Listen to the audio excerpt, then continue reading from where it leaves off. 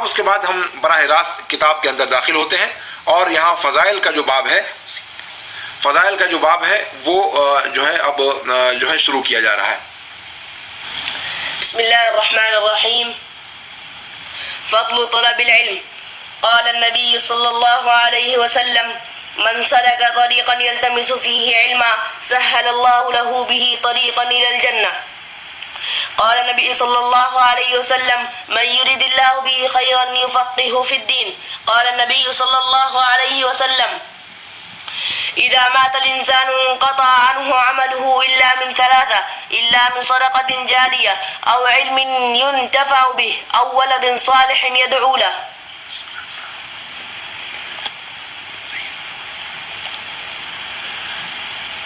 یہاں پر شیخ عبد المحسن القاسم نے سب سے پہلے طلب علم کی فضیلت، علم کی تلاش میں رہنا اور اس کی فضیلت کیا ہے اس کو بیان کیا ہے۔ یہاں پر یہ غور کرنے کی بات ہے کہ جب اذکار و آداب کا ذکر کرنا چاہتے ہیں تو طلب علم کا تعلق کہاں سے نکل آیا، تو اس کو دیکھنے کے لیے آپ کو تفصیل میں جانا پڑے گا۔ امام بخاری رحمہ اللہ نے جو باب قائم کیا ہے کہ باب العلم قبل القول والعمل، اور اس کے بعد امام بخاری رحمہ اللہ نے اللہ رب العالمین کا قول نقل فرمایا ہے کہ فَاعْلَمْ أَنَّهُ لَا إِلَهَ إِلَّا اللَّهُ وَاسْتَغْفِرْ لِذَنبِكَ، یعنی سب سے پہلے آپ توحید کا علم حاصل کریں۔ علم جو ہے وہ مقدمہ ہے، اور استغفار جو اذکار سے متعلق ہے، ان سب کا چاہے وہ اذکار کا معاملہ ہو، چاہے عمومی اعمال کا معاملہ ہو، یہ سب چاہے وہ زبان کے ذریعے انجام دیے جانے والے اعمال ہوں یا قلب کے ذریعے سے یا جسم کے ذریعے سے، ان تمام اعمال کا مدار علم پر ہے۔ علم جب تک نہیں رہے گا تب تک کوئی بھی چیز جو ہے وہ قابل قبول نہیں ہوگی۔ اسی لیے اللہ رب العالمین نے فرمایا فَاعْلَمْ أَنَّهُ لَا إِلَهَ إِلَّا اللَّهُ وَاسْتَغْفِرْ لِذَنبِكَ۔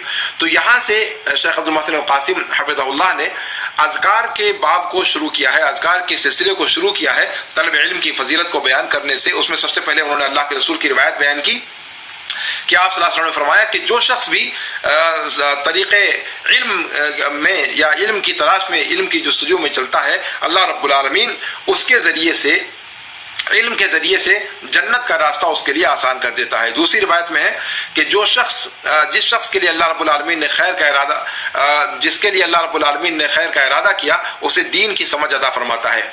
اور اللہ کے رسول صلی اللہ علیہ وسلم نے فرمایا کہ جب انسان مر جاتا ہے تو اس کے اعمال منقطع ہو جاتے ہیں، عمل کا سلسلہ منقطع ہو جاتا ہے سوائے تین چیزوں کے۔ پہلی چیز صدقہ جاریہ، دوسری چیز علم جس سے فائدہ اٹھایا جاتا رہے، اور تیسری چیز نیک اولاد جو اس کے لیے دعا کرتی رہے۔ فضل تعلم القرآن۔ قال النبي صلى الله عليه وسلم: خيركم من تعلم القرآن وعلمه۔ قال النبي صلى الله عليه وسلم: مثل الذي يقرأ القرآن وهو حافظ له مع السفرة الكرام البررة، ومثل الذي يقرأ وهو يتعاهد وهو عليه شديد فله أجران۔ قال النبي صلى الله عليه وسلم: اقرأوا القرآن فإنه يأتي يوم القيامة شفيعا لأصحابه۔ اب جب انہوں نے علم کی اہمیت کو بیان کر دیا اور طلب علم کی فضیلت کو بیان کر دیا، تو اب آئیے علم کے بعد پھر مرحلہ آتا ہے ذکر کا، یعنی استغفار، جیسے قرآن نے کہا فَاعْلَمْ أَنَّهُ لَا إِلَهَ إِلَّا اللَّهُ وَاسْتَغْفِرْ لِذَنبِكَ، تو استغفار کا جو مرحلہ ہے وہ ذکر کا ہے۔ اور ذکر کی جب بات شروع ہوگی علم کے بعد، تو سید الاذکار جو ہے، جو اذکار میں سب سے بڑا ذکر ہے، وہ قرآن کریم ہے۔ اس لیے یہاں پر علم کا ذکر کرنے کے بعد قرآن کی تعلیم و تعلم کی فضیلت کو شیخ عبد المحسن القاسم حفظہ اللہ نے بیان فرمایا۔ جو سب سے بڑا ذکر ہے قرآن، سب سے بڑا وَلَذِكْرُ اللَّهِ أَكْبَرُ، اور قرآن کریم یہ اللہ رب العالمین کا کلام ہے، اس سے بڑا کوئی ذکر نہیں ہو سکتا۔ تو اب جو سب سے بڑی چیز ہے ذکر کے باب میں، اس کی فضیلت کو بیان کر رہے ہیں۔ تو فرمایا کہ اللہ کے رسول نے فرمایا کہ تم میں سے بہتر وہ ہے جو قرآن کو سیکھے اور اسے سکھلائے۔ دوسری روایت میں اللہ کے رسول صلی اللہ علیہ وسلم نے فرمایا کہ اس شخص کی مثال جو قرآن کریم کو پڑھتا ہے اور اس کا حافظ ہے، وہ فرشتوں، مقرب فرشتوں کے ساتھ ہوگا، اور جو قرآن کریم کو پڑھتا ہے اور وہ اس پر شاق ہے، وہ کیا نام ہے، اس کو پڑھنا اس کے اوپر شاق ہے، تو اس کے لیے دوہرا اجر ہے۔ تیسری روایت میں اللہ کے رسول صلی اللہ علیہ وسلم نے فرمایا کہ قرآن کریم کو پڑھو، اس لیے کہ یہ قیامت کے دن پڑھنے والوں کے لیے سفارشی بن کر کے آئے گا۔